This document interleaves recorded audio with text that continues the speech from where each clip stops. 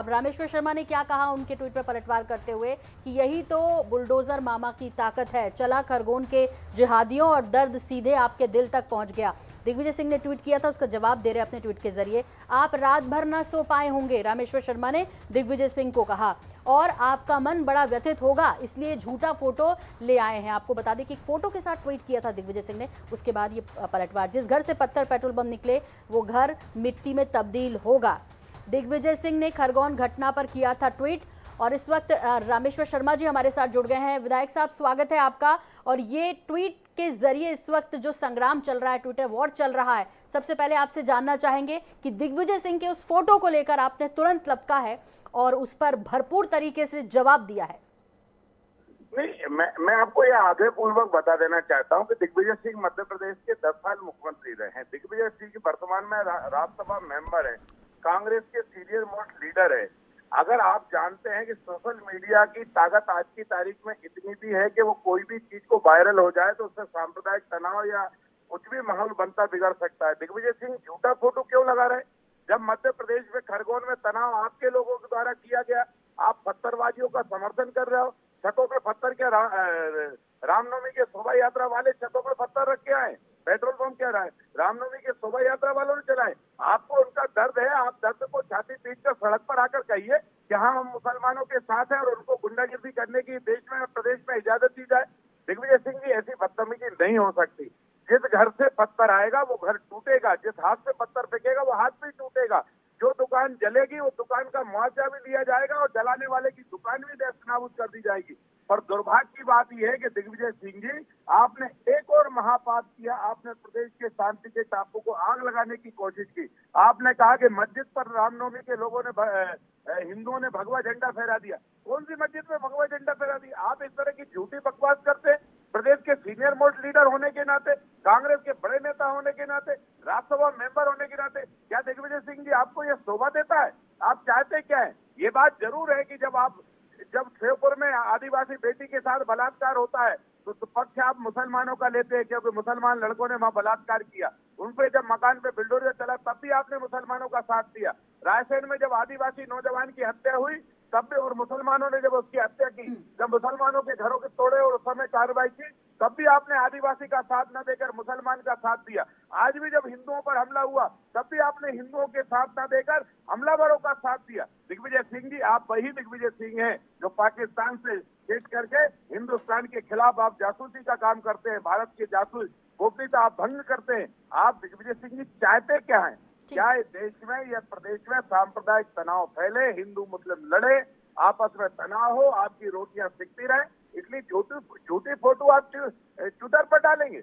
ये दुर्भाग्य की बात है। दिग्विजय सिंह और पूरी कांग्रेस को माफी मांगनी चाहिए। ये वही ढोंगी कांग्रेस है जो रामनवमी मनाने का ढोंग रच रही थी, और वही कांग्रेस है जो राम के प्रमाण मांग रही थी। आज समझ में आ गया कि ये कांग्रेस हिंदुओं की नहीं हो सकती, ये कांग्रेस हिंदुस्तान की नहीं हो सकती। ये कांग्रेस तो लगता है इस्लामाबाद की भाषा बोल रही है।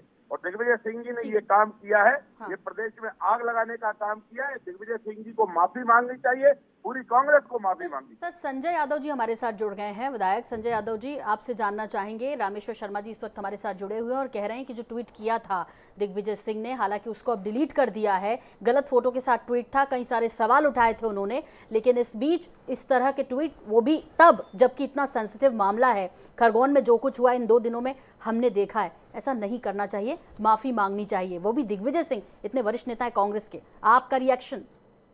देखिए, मैं तो उनकी ट्वीट का जवाब नहीं देना चाहता हूँ, लेकिन मैं ये बात को सही मानता हूँ कि दंगाई कोई भी हो, दंगा नहीं होना चाहिए शांत प्रदेश में। और हमारा प्रदेश है, हमारी संस्कृति, हमारी सभ्यता है।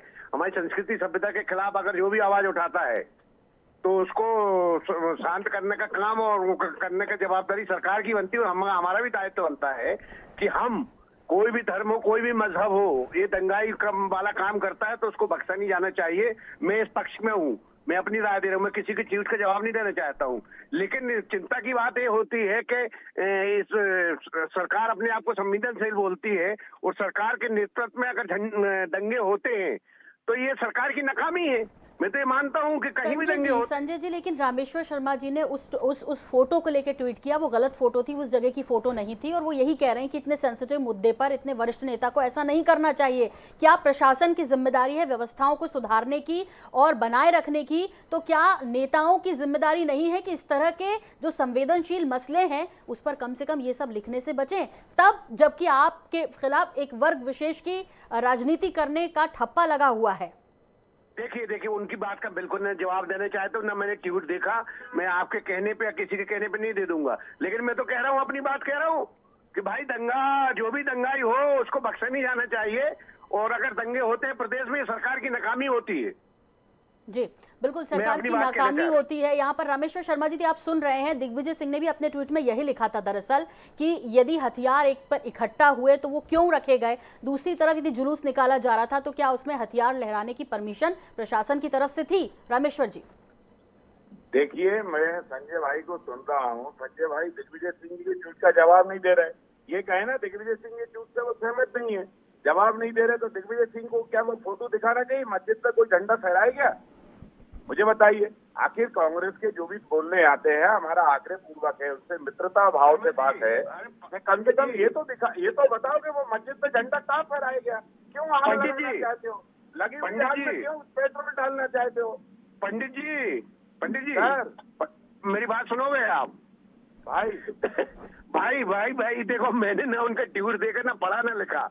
मैं तो ये कहता हूँ कि आप सही तो, क्योंकि उनने जो किया है वो वो गलत किया। संजय भाई, जब आप ट्वीट को देखेंगे तो आप सहमति व्यक्त नहीं करेंगे। ठीक है, मैं मानता हूँ पंडित जी, लेकिन मुझे इस बात का दुख होता है कि अपनी सरकारें अगर इस मुद्दे पे लगाम नहीं लगा पाती तो अपन को सरकार को भी जवाबदार ठहराना चाहिए।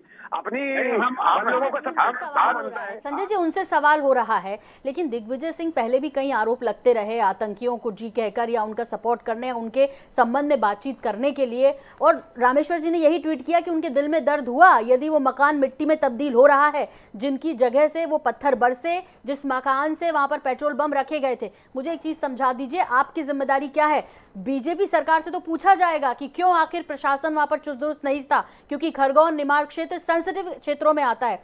आपसे सवाल यह है कि क्या वरिष्ठ नेता होने के नाते, मध्य प्रदेश के पूर्व मुख्यमंत्री होने के नाते, जिम्मेदार होने के नाते, सांसद होने के नाते आपकी जिम्मेदारी नहीं बनती कि सच को ही आप ट्वीट करें, सच को ही दिखाएं? देखिए, बिल्कुल सच में सबकी जवाबदारी ये बनती है कि मध्य प्रदेश में किसी तरह से दंगे फसाद नहीं होने चाहिए। हमारा शांति का टापू है, और निश्चित रूप से ये तो मैं हर साल देखता हूँ कुछ क्षेत्रों में 15-17 साल से जब से भाजपा की सरकार है, उन क्षेत्रों में दंगे क्यों होते हैं? क्या ये सुनियोजित नहीं रहते? सरकार की नाकामी, IB, LIB ये सब क्या करती हैं? ये तो सब छोटे छोटे, हम धरना प्रदर्शन करते हैं तो LIB वाले आ जाते हैं। और जब इतनी बड़ी घटना अगर कोई भी करता है, अगर वो घटना करता है तो LIB को क्या उसका पता, जानकारी नहीं मिलती? आप नाकामी की तरफ तो जो बात जाइए। अगर दिग्विजय सिंह जी ने कोई ट्वीट किया है, उसका जवाब शर्मा जी ने दे दिया है, मैं मानता हूँ उसको। लेकिन डिलीट कर दिया, बड़े नेता है इसलिए थोड़ी उम्मीद उनसे ज्यादा थी कि इस तरह की चीजें ना हो। बहुत शुक्रिया संजय जी आपका। रामेश्वर जी, चलते चलते आखिरी सवाल आपसे है। जो सवाल संजय जी ने भी उठाया वो हमारा भी जनता की तरफ से सवाल है कि वाकई में सेंसिटिव क्षेत्र में इस तरह की चीजों से बचना चाहिए। जो हथियार लहराने वाली बात हुई, आप बहुत सक्रिय हैं, ट्विटर पर सक्रिय, देखिए ना, तुरंत दिग्विजय सिंह ने किया और आपने पलटवार किया। उसके बाद आप बयानों पर भी सक्रिय रहते हैं, किस तरह से लगातार आपकी सक्रियता देखने को मिल रही है। क्या इतनी सक्रियता प्रशासन को चुस्त दुरुस्त करने में आपकी सरकार को करनी चाहिए? इसके लिए भी आवाज उठाएंगे। देखिए, मैं आपको आग्रह पूर्वक बता दूं कि पूरा प्रशासन, पूरा पुलिस महकमा, कलेक्टर, SP और स्वयं मुख्यमंत्री जी नित्य प्रतिदिन की मॉनिटरिंग करते हैं। सरकार की पूरी जवाबदारी के साथ हम प्रदेश की सुरक्षा व्यवस्था में लगे हुए हैं, और हम इस बात का भी ध्यान रखते हैं, अगर एक धर्म के लोगों को हथियार लेकर चलने की अनुमति है और दूसरे धर्म के जुलूस चलते होंगे, रामनवमी के होंगे, तो राम जी तो धनुष बाण लेकर चले, क्यों नहीं धनुष बाण लेकर चलेंगे? राम जी की सेना में तो ढाल तलवार सब थे, लेके चलेंगे। क्या जुलूस चलते हुए जुलूस में कोई पथराव करेगा क्या? मुझे बताइए। मुहर्रम के जुलूस में क्या मुसलमान नंगे हाथों जाते हैं?